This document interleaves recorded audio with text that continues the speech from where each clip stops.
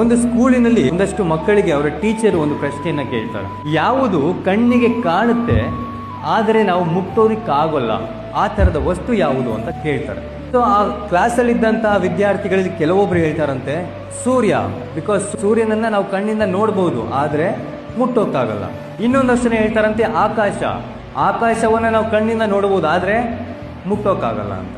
But ಅದೇ ಶಾಲೆಯ ಕಡೆಯ ಕಾರ್ನರಲ್ಲಿ ಕೂತಿದ್ದಂಥ ಒಬ್ಬ ಬಾಲಕ ಎದ್ದು ಕಣ್ಣಲ್ಲಿ ನೀರು ತುಂಬಿಕೊಂಡು ಅಲ್ಲೇ ಇದ್ದಂಥ ಒಂದು ನೀರಿನಿಂದ ತುಂಬಿದಂಥ ಮಡಿಕೆಯನ್ನು ನೋಡಿ ಹೇಳ್ತಾನಂತೆ, ನಾನು ಬಾಯಾರಿಕೆಯಾಗಿ ಸಾಕಿದ್ರೂ ಕೂಡ ಆ ಮಡಿಕೆ ನನ್ನ ಕಣ್ಣಿಗೆ ಕಾಣುತ್ತೆ, ಬಟ್ ಆ ಮಡಿಕೆಯನ್ನು ನಾನು ಮುಟ್ಟಕ್ಕಾಗಲ್ಲ ಅಂತ.